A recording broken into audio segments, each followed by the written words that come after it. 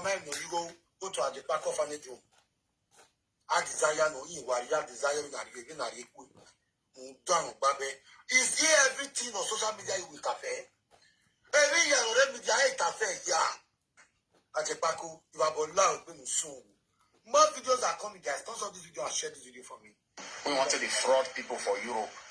Israel, my neighbor, you cannot feed your mother. True orphanage, you measure if you that to salwa and whoopee. Nonsense. Rubbish. Then you want to now jump into family matter. When you know so what is second what we are what. Or what is second when you measure family matter what is second. If you want to correspond to what visual to Uberu Vasabi. Oh, you want to do say that you next pass. You want to do say what you guys say. When say that they saw people choose, you might beg any about loud about the pack. You might beg any so you see now that's the saga sera. Nebaladia, Bagatiaga, Nakba. When you were saying Yawafa, Madame Web of Webay, or I think that Wawago. We wasn't on Web of Webay every blessed day because we don't. Not believing what's up for this. Why come this and you the consider for? But the night to go why the Web of Way. Official Bremen or Rawagu. They will here in the latest of the time or Pue. Any Minatama Yami, Yam Papi well. The latest of the two, when we have to pay the on up the video, or what break you ever. Come down with him. When I lose someone, I have this in another day. I will be a sick Namiri, Namia. I will quick count Namia. I will shorty at the back of Yapo. Of your Toyapo, this is why there are two amo. Also, you're not here now. Unless you have a party. I will be a seku. I will also Namula do the pineapple. I will have died. You have to have one social media. If you see as a paco for real life. Oh, we are back, baby. Ben of sort of a year, but already Facebook and now they will know. Then they immediately with Babo now with Babo. Was you go let of orphanage for Benin. They don't pursue you now, me part of orphanage. One back. Mama Douglas, you're zero orphanage minimum. But I say, well, I enter orphanage me, yeke.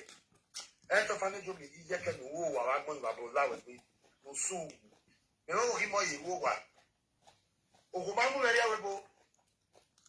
am I waiting? Did you say I know you worry? Njoh. Agi mo re obo. Doko ma mo re obo. Agi mo re obo. Njoh gun se ma ya re wa. Ma o mo la obo. Ro gba mo la obo. Abeto ri mi amia ko mo la obo. Njoh.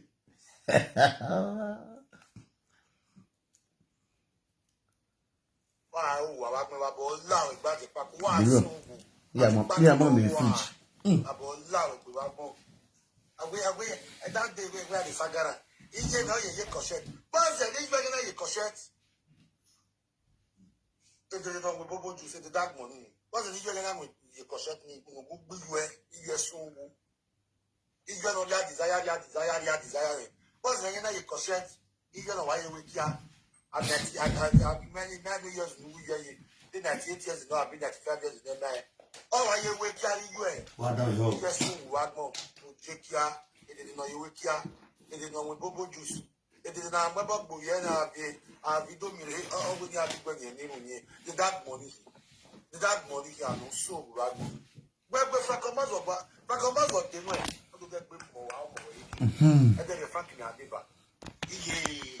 And then the fucking bring my best friend.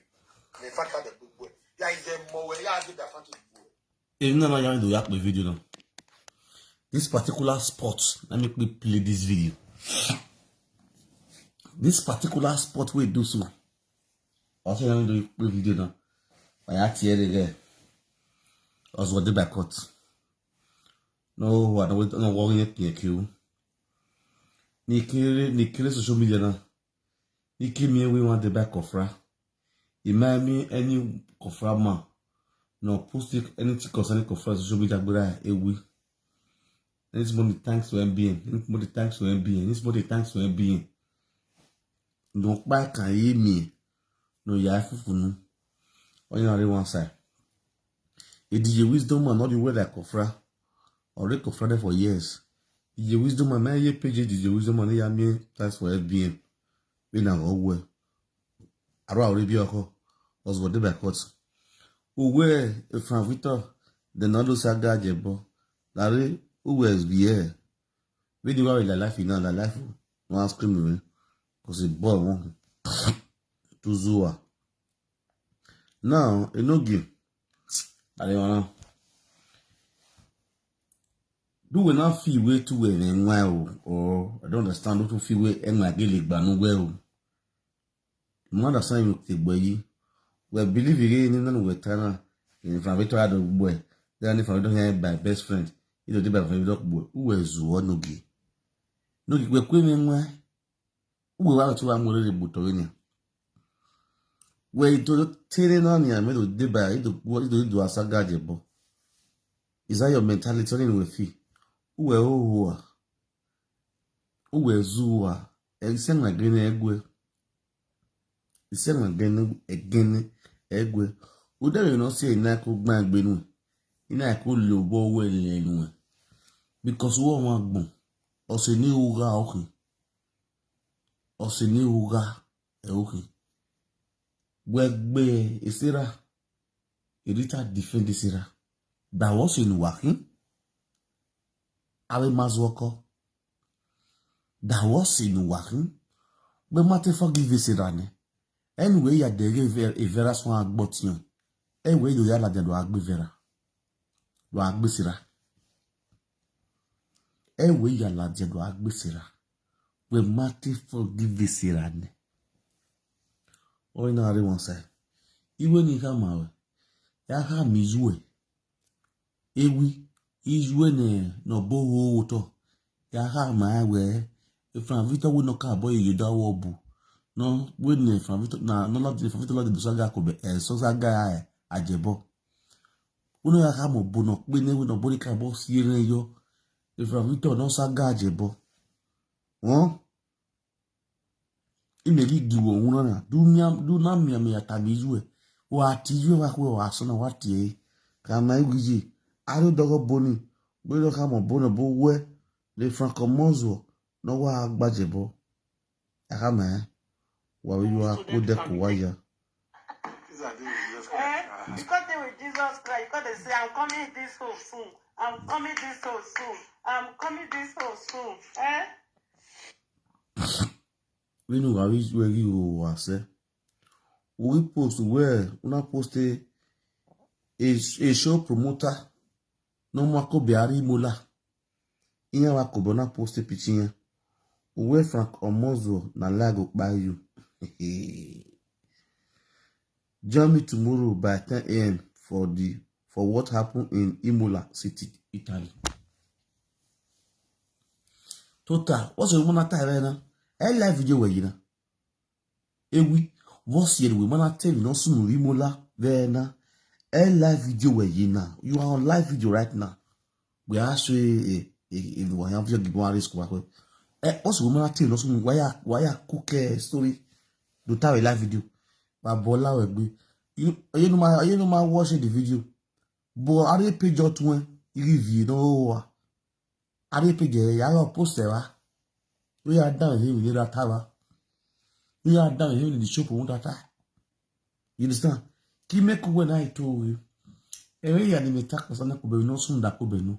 O deku no deku ma kobe imola. Na kobe you no eta.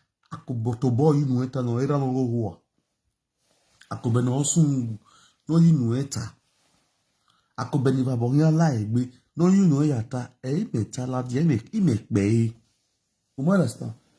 Ti make be mo foje ewi. Oze na kobe de yi. Odi no de yi social media. I make be no ala. I be ni we do no la. You understand? Oya Dario. Dario. la record, Maximilian. Who no can not do where Ebonati Imola look where no better about the 29. We had the most 18 money dedicated. Yeah, Diva. Now the Goma go. I'm over it. In my care, a tiny do in my dollar. We were like we got a day out. Audio be a master. And my way, a go Nayaku, Nayasobo, or Megan of Hiva. And when you don't do any catching, you know, they steal away my yakini. So, my so you buy the police they were, you know, going to recognize. I'm with you back in Alamaya or sorry. A timid Bunai move. I can win when I come here. No so boy, you like Mamma where a while we are taking a Ruga, I say so, a holding guy. Here we might be a more winner. I must say, we are more. But I can tell you, carry a timid Buna Mogo. Do I wish? Clement is like a cut Maximilian. My doing here with Walla. I get we, the market one no more. Wamau for I could have just believe it. The China is good enough. I got the basic you go when I am here where I get going on money. Then you have that people that way. Now I'm here where I did it way. We know that part I got better cannot go down. Why I cannot cool it? Oh, my way I hold me. No water. I hold the web. The kind of people who I have for change. A noisy student, a Lajan, no, you have a little thing that you get to them why you want to hold a good. The market one no more now, no Kuria, directly. I don't have where you are happy. I could be at the very cannot get table, cannot pay a back, pay a fair, cannot tell you, I'm not going to go with Allah directly in the life. I don't know. My dad, which we will still make you up to everybody. At the end of the day, I go here to smile here. The issue. I could be at the period of it. My habit, Tamu, why did you like an argument? Well, so, I'm about to talk about this. You know, you want people agree to now. you look at that, yo. So, now the most million. I sincerely come apologize for what happened for Imola show. I'm the show at Imola. I want to apologize, me and my colleagues, you know, for what happened. So for the mismanagement of time. So we never knew that the person not be our city. Imola is not my city. You understand? Just that we let the way put the all for us, told us around 3. So we never knew that the time not reach like. We I say everything like you know give me. Oh down yo. You don't get the year on. You the year on. No. You listen to your own saga. You play latest update with they talk to Ajebo. Now, hear your own with the latest update they beat you. It's hungry. Vera is a ghost. That's PDA who is Benjamin. Tuna, you are a very stupid boy. The family you say you for marry, woman they born for you. Woman we don't have born 5 children. Not ashamed. You small boy never reached 32 years, I'll be 30 years. You poor woman we don't born 5 children. If Piki and you now the drag age, Ayo and you will be Benjamin. You senior Ayo with only 2-3 years old. If you don't know, your wife senior Piki now 2-3 years you take senior Ayo. Go and verify. Go and check. Then now you feel say your wife now be the best. You are a fool. You are the family. You don't even know where you for marry. You don't know picking where you marry. You don't know. Only was only was Benjamin. Era noro. Era we was Benjamin. Era be 42 years in the January hoa. Era Benjamin Hana. 42 years of my job. Is Vera cross Benjamin from Libya to Italy. You know, cross we'll come talk the story. I take get the money and her. He fraud one man when the friend for Benin take crossed Benjamin. That's why when Vera buy for water, she no one agree. Why? Because she don't already use money when man sent for her take cross Benjamin. And a madam, she claims, say, they carry her, they come. It can't go live for the man when they friend for Nigeria. Say, people don't abandon her for Libya. Neither man also money, na bus driver. He can't send, give an Aisha man. Make she take cross. Not knowing say na Benjamin, he use that money cross. Then she can't wait for the madam. Because now and madam sister, and I did together. Madam, I see carry her. Okay, people with madam carry follow her, wait them. All of the patch away. All the people with madam carry follow her. Both sister, both madam, sister, all of the patch away. Go ask her. The same boat. The same boat, all of the patch. How Vera to survive, we don't know. Voila. We don't know. Vera is a ghost here. A ghost here. A Vera is a ghost here.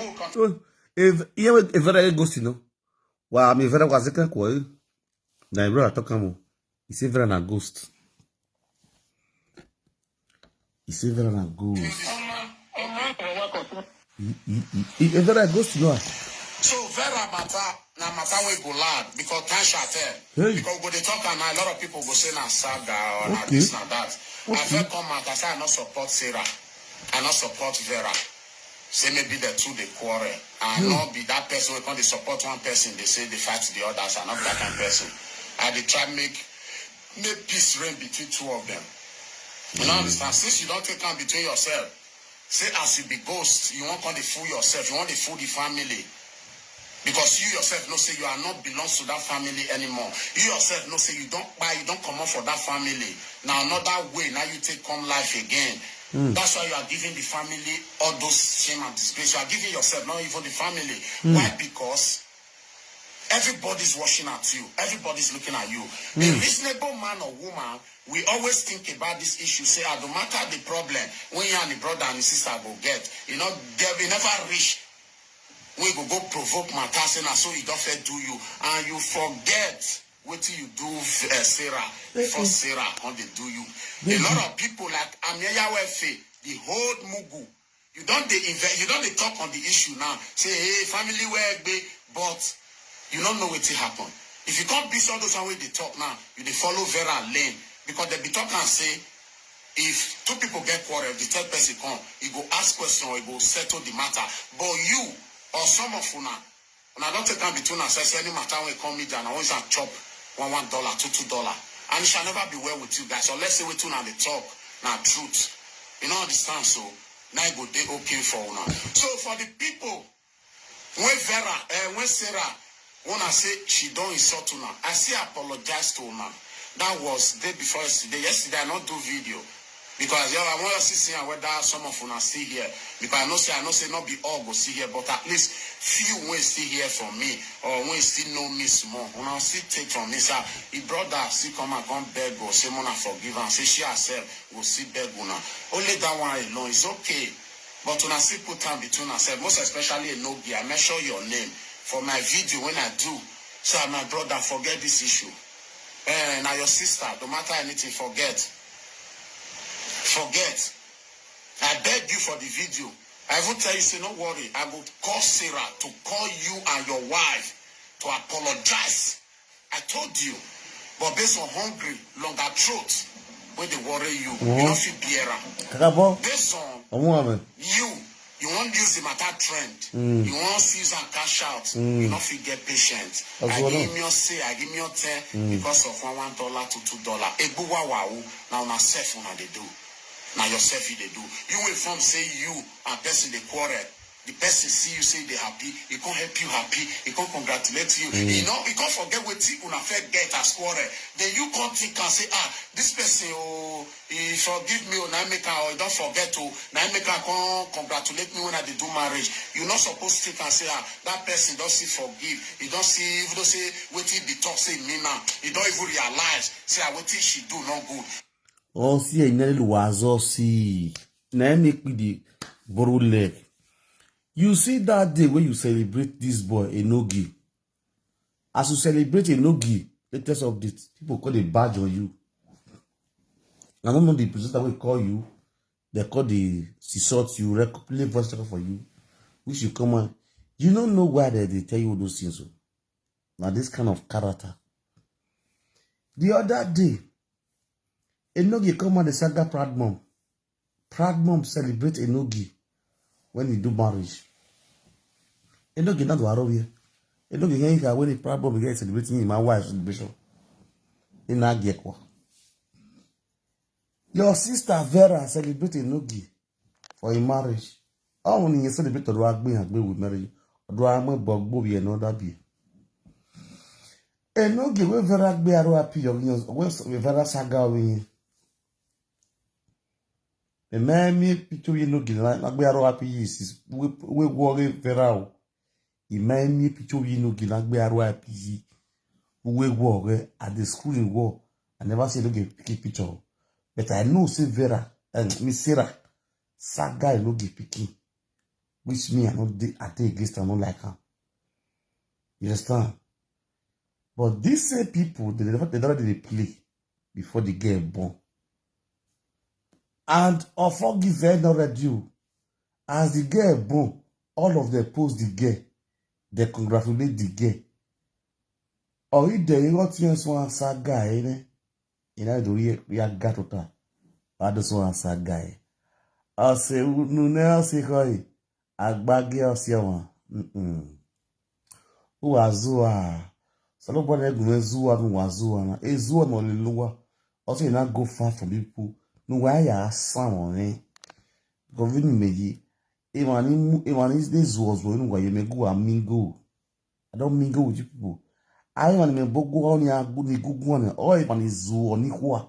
Even na kobe no warana me tia agwa kobe go we no give na ayari buta. Yes ma'am. Ya ye no give yari buta because ya agwa na ya ro tuta ya gagwo ya agwa kobe no agwa we no mo fensi san we imola na ye tia gas ya ku for we tent na aku a vision of equal we tent. Akobe has reduced to the extent that we tent na aku we tent. Or in a cool, so nobody reduce us. If you are boy, if you could like obese, we tent or in a cool. Now, boy. For she to congratulate you on your happiest day. Me myself update when people they wait may come break your head. Me when they wait not to be matter you or whom. I come out publicly. I congratulate you. And you see the video, you yourself, you tire. It shocks you, say, they see men like this. No matter what, you see, come congratulate me. That's man. Not the man, not be all those one way they do. That's why they tell you the baby boy. Exactly. That's why they tell you the small picking, you won't see the brag later now. Exactly. They say also, say, I'm sure pass you, I senior you, I guess I pass you. Since then, when I congratulate you, I never use my mouth to insult you. Even say what Vera can't do you, he pay you rich bone, but at least try get forgiving spirit for once, so that make your own better for you. Because you might lag more for, you don't do to many people. What do you do to my own family for this social media? Now I won't come pay you back. A lot of people called me, say, bro, now you won't come to do this one. When you know no get riches, you know your wife riches. Now you won't come to do this one, brother. Forget. No get now your brother. Now because he don't know you for us. The time when you take do this, he don't know you. Now it costs him. How she know not go do one? Forget, my brother. I reason. Now forgive. Now forget. I congratulate you. And since then, I never say that they saga you or that they do anything. I can't play the video or I can't take the saga you. You see, life. I bear it. Okay, for me to congratulate you. That mind alone, I'm okay. I don't have anything big deal with you. I don't have anything trash with you. Even if you're not because of Vera or Sarah, at least you don't see know me. Say now their family member be this one. You know, say that guy. Now person will be say, you see get the way to do it things. You know they to find trouble unless you find out. You not think you don't know say that guy. You don't see this now say that guy. The time when people they wait may knock hammer for your head. The guy disappoint a lot of people. He can't congratulate me. You not think You not reason as because of updates. Now I leave you because updates na man like me. Updates na dude like me. Updates na man will be say yes. You know they misbehave. You don't look into all those one. Boy, you are a boy. You are a boy. Try and learn. Go and change your habits, change your character. Look at what a lady just called and said. It's very important. I don't laugh you. They look for men's child, right? They look for men's child. If I were you, we say normal. We not say now God. Now they give person the king. But what till you do? The good what you do today, feel happy tomorrow. The forgiveness, when you forgive person today, feel lead to another strong blessing for your life tomorrow. If we do advice, you not gonna know I take on. if we do advice, advice, I got to the bless this guy. They don't know say now the good we do yesterday. I was nobody The advice. forgiveness we forgive people when offend you. Now God takes say your mind clean.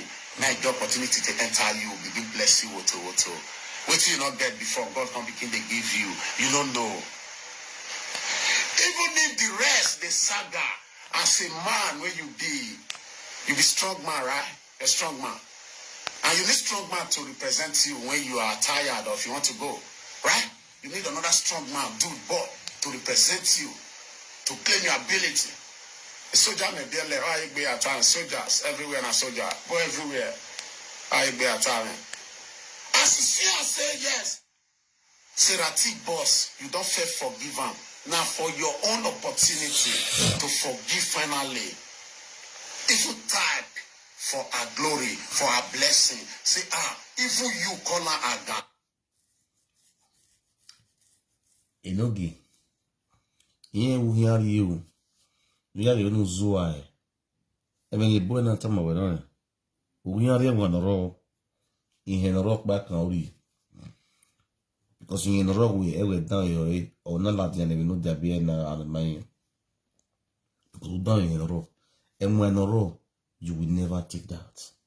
If you come away, say, and the last it will be no more you over. You bow with Barney back on. Okpa go with him. Although ye have a baby. Okpa wife at him. Wherever in money, we are more you over. So you see, both of you. So the boy has everywhere. So the boy nick out. They might get little now, because the big war winning. In all these things that is going on social media now, even UMENWA, yeah, kidding not at you. Udege Ajebo. A video on Ajebo, I was forced to go watch Ajebo video, the first video on Ajebo Yagwe issue now. Ajebo did not say anything bad. I didn't see anything Ajebo turn up the Barrett. Understand? What have I seen on Ajebo? Because Ajebo tells the way. On what can the song be RIP, your picture? On what can the song bully or your one? On in the Waka way. What you really are Ganoma beer? The no saga where anybody not say Ganoma beer of a dowry. But he always went too or you go too far. You have your picture and don't agree the RIP. Some of you guys, you want to a gun. Maybe only hate was supporting one my call out for you guys. Most of the people here complain here. The reason why not we are happy here is one of the financial thing who does supporting Monica, you become an enemy. So things like that, or like that, or like that, or like that are really going on, which is bad. You understand? Which is bad. But we're in Nugi. How well we be? How well we be? Look at your body more. Nobody kick against you, brothers. But where you walk well, no miamia. Where miamia. Before I came here, where again, pretty good. Pretty good. The clear Agbarwa P. Picture you were. What are we pretty good? We pretty good on your boy Agbobiel. You forgot. Una miami be ya jewelry. You understand? We're pretty good. I came here very you ya we were a cemetery. What am I very you? You understand? Where I miamia, where miami economina buwe, we are even vena kawari. Where miami we can diamond. Now I would have all ballow subuluku or go pay you this bone. When you go to do people, you don't go no say go pay you. You understand? Well, it's not my business. Saga is my saga is only my concern me. What you plan you come away? You not concern of a jebonu nuri latian nu wedo atawe.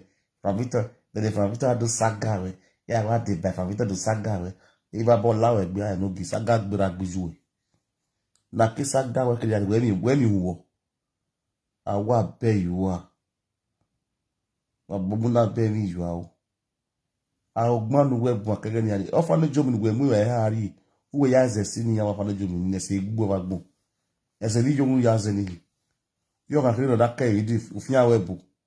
That more when you give a bossy you. You the day you I will go away. Why elbow a whip on a heater and a cold water or hot water. I'm 1 year. A heater or winner. La shawan pink no more is not little if you were. Whoever the bois go yavi. What elbow who a woman come on yak back on. Smelling good. Wo momo, wo dion, wo wokan. Wo nora. Iye nora di akama on ka ya brush ni wo ke ya brush. Like now you boss us for 4 days. Who help bosses, who change the bosses. It's not only certain bosses. Nonsense. I took a live video. I'm not a hara. We are Zuzu. I'm a yakweno. We are the same. Ya pity ya we are. You see, I know this still cute. You know what I don't bath. It's too cute. Everything gonna see for social media, they believe. See, I know you're cute. No, you are too cute. You're too fine. Or that way fine. For camera. For ordinary guy dirty. Not the bath. Could the get body odor. Anybody we don't need you must also the get body odor. Look at your daughter, the way your wife the quarrel. And the more for your wife, you're fool you for social media. Okay, the more for not fool you with live video. My brush you, brush up where we are. You understand? Worry, you go say you get sense. When you see how you stupid rich. You go say you get sense. You get sense. You want to marriage. Now you want to marriage you. Now another person they say your marriage clothes. For free. You get it con. Or work at the monthly. Every look be. Or keep me marriage away. Or work at the monthly now keep me marriage away. When I go away vat yo. Ukme marriage marriage not cost you 20,000. When I give you 100 euros. 100 euros equivalent to 200,000 Nigerian currency. 20,000 minus 200,000, that's 180,000 benefits. It's okay, I benefit with each of the clothes. No what? Now, if 50 pieces is being sold, calculate 180 euro times 50. 180,000 times 50. Guys, when I do mathematics, now tell me how much.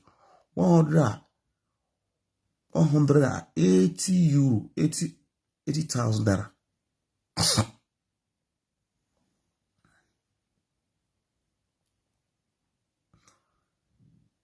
Times 50. I'm gonna be done with 9 million.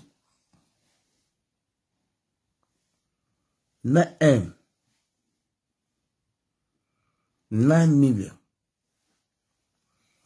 180,000 times 50. Times 50. Nous give you conseil. You know say when you conseil. Again, you are getting the marriage in you. You are not munerawe. You are not munerawe. Don't need the gift of vinya for buya. They serve it to ya marriage. I was no mako. We are where do I go make one women? Where do I go make one? Imagine we keep buwezi. Enogie. You will what do what does one you does one day. Not does way. Where I will marriage on my way marriage. On my way off with marriage with you. A marriage with you with a lot of so that I beg you. Ego a block will be blocky. We are one movie marriage or young. Yeah, God. I just look you. If you don't come that video, they talk to me. I just look at the laugh. It didn't want to zoa. It didn't want to come. It didn't want to come. I want to wear when I want to marriage. When I am when you actually have refund, they go sell for you. They go sell for you. No marriage last year's on the precious make you really by I work a Dimorphy. I'm not gonna work at Dimorphy with precious make you because of it. Who wants to say your marriage clause? Mug at my boo.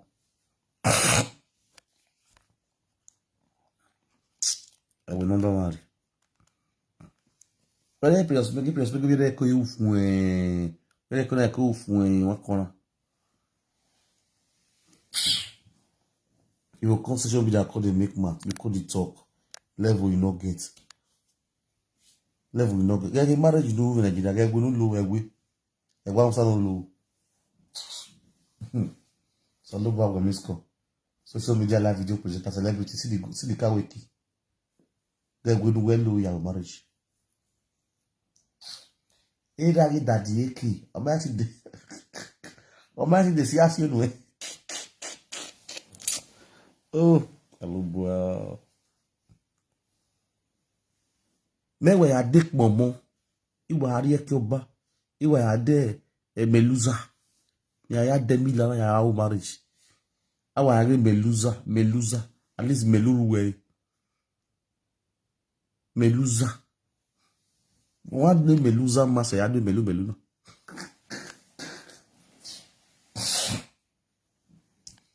Ana cowries. Nonsense. Enogie. Ina kwera Ebola. It shock you. Uwe gwele ya radian. Isuri no rota. Wa bola wa gbe ya we. Ogbelegbe kwera Ebola. Ogbelegbe kwera Ebola o. What is the story of a Maria Machewe? Don't go, Mama. When we go up Benin, that's your area of realization. Don't Benin, but come Benin, the Benin. Now, message to a Becky, Larry Becky. Wage o, akobegi amaiti ko, mother motok balegbe blue bodo. Ugbe gadi akobegi aile la o, amaiti ko. Ya kuliya iti ga kule wo hia o, akobegi ari evitan. Oberi return. Now, Becky Larry. Tota. Because the maka modia will get all yabu. I will think in dollars. Etiado saga we. Muna share this go give Becky. I don't want to call Sagara. I want to call educator. Becky, you see this your attitude. In the notion you need a boy. In that way, no, I can't marry such a woman. Now, am I moving your own introduction? I will know. You don't claim married woman. Introduction we will now. We will introduction now. A dead be we work bobiegui. Introduction. Now they don't do for your head now. Your man now osas. Don't go work. You don't cause fire. Wait for our house. Okbianaya introduction wo hu na kpari wina. Okay, king wina renia. Wa si oku yo wa. No leg big. Omagwe you even bringing out address a essay. You already involve yourself in the problem. One, women resident Italy. If you don't know, Becky, total, let me educate you because woman go who are going to say, what police, what calabinary, what for the calabinary in Italy. If France will stay you, but to the calabinary as a boyfriend, sister will get calabinary, sit down, make I educate you. You see your document will deal with you. when you feel say you get document, if you really get to come here and ask you with documents, you understand? If you really get documents, you see that document when you say you get, that document always have only have that document can only valid in Italy for 3 months without Italian residents or without Italian permission, the sojourner. That your France document only have, it can only valid here for 3 months. After 3 months, you need to go back. You understand now? Then you can still come here. You want to fight for here. The place you want to fight, you not get resident for them. And your Italian, that's your France document will go valid for you. So you must get your hotel accommodation. You understand? You must have what? Your hotel accommodation. There must be a specific amount that will feed you and your daughter for 3 months in Italy. If you don't know, make you know now. Let me use myself for example. If I buy ticket here now, take train or bus straight down to Germany or France, my document where I get, so I can only use and stay for that country for 3 months. And I must get hotel reservation. I must get some specific amount where I want to spend for that 3 months. You don't understand? All those things must deal with me.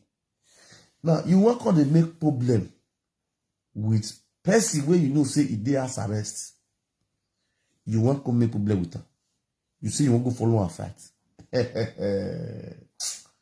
Oh God. So if you go trouble go sit down, your gang go the weak her. Trouble sit down, your gang go the weak her. You don't know say me no say your boyfriend now I asked you the. You don't know say all those people who did your marriage, both the one when they work on those jobless or when they stay for train station, I know all of them. That day affected you say the reason why I don't go saga you again because of my wife. You understand? But not that way that we are out to say behind the way. Who will believe we may handle be?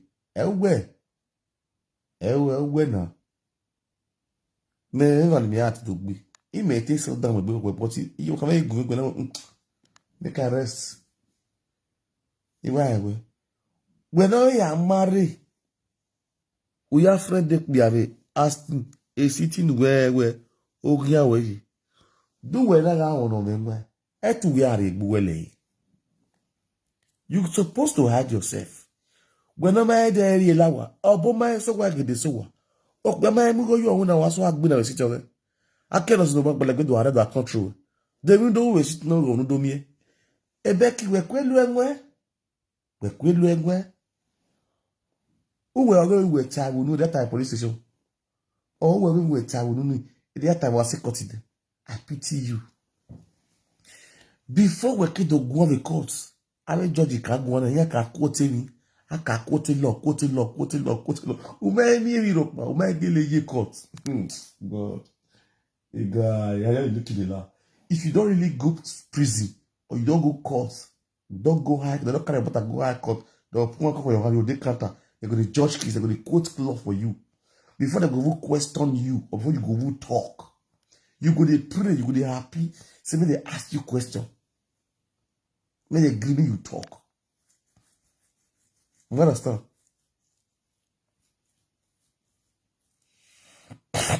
When I walk back, una area strip, na yeah.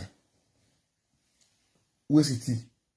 Ekedebe, say area where opposite school. Area we garden, no we had we garden what do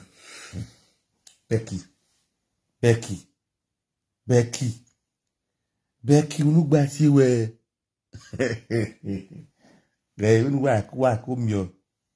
No, you want no more you wanna work where dear. Peacefully.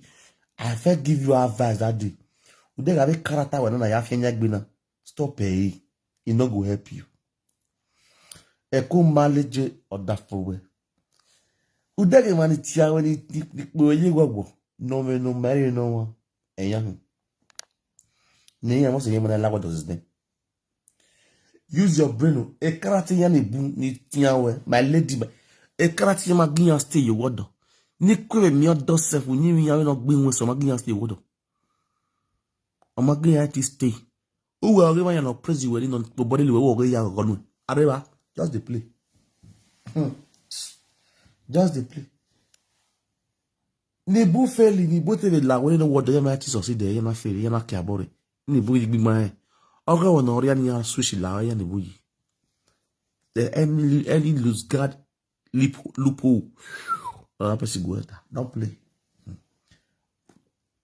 Hey, I done a boy, Becky. Why are they say bina? I say I boy be. When yewe. Yewe. Iyawo wonuki. Unu waje. Unwo yo na azizobu. Hey, I done a boy, my sister. Avasi didn't know it's a bon way. I know you. I use God beg you. Ya call us say, we that way. I don't want to say come for us, even though you come out. You understand? Because I say, boy, I'm nearly with talk here. I say, you know, beer. You know what I'm saying, you know, beer. Bullock one leg bay. I say, I'm match you. I'm nearly with talk here, street. My sister la wo boda for where are you over? Orion ya agbin na we gadi. Be e pri yowe. Nuwa sanya, me no ri go e numa gwa we ya mal ya lene me na ya wokia. Go and meet oda for ya lene me na ya wokia. Now go use your body if your last are gbese. Igbi no kese si alu enu ogbo egbe my sister to gba. He got to beat you.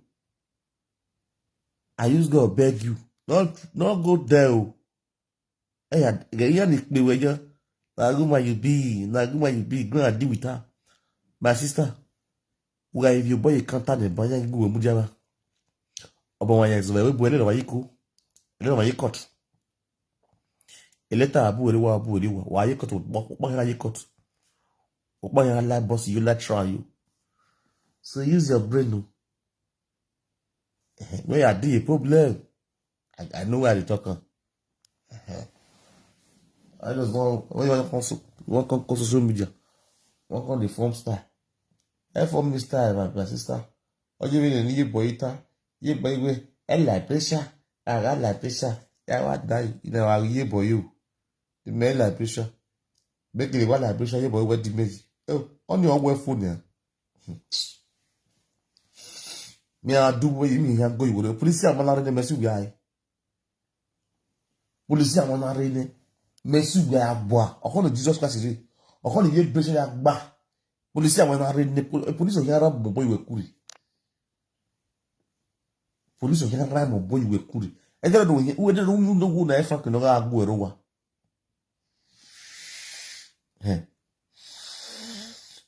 Wa le ba ko me wa le pressure ye ya. Na mi awari na mi awa de via kachina. Isi cho gweni mi awa de si cho gweni gba. Mi isi cho gweni ya isi tamak. Iwe video with tamak. We to do that with tamak. Mi isi tamak, iwe video with tamak. Iba na we video with tamak, iwe video go down wa wedding. Application we don't iwe video wa. Iwe video application we don't wa wedding. Your front of your ass. Application Benin. If I now live video, un tour de damage. Un tour de damage. You don't need a big way. You don't come no yara obona. I shall back and dogbe. Umen lawyer no. I'll teach you what to be law that time. Man, I'm with problem. We are it's like a left with the hospital. We are here. Police station, the bomb. I told my carrier, you are a prisoner before. I in France. But I will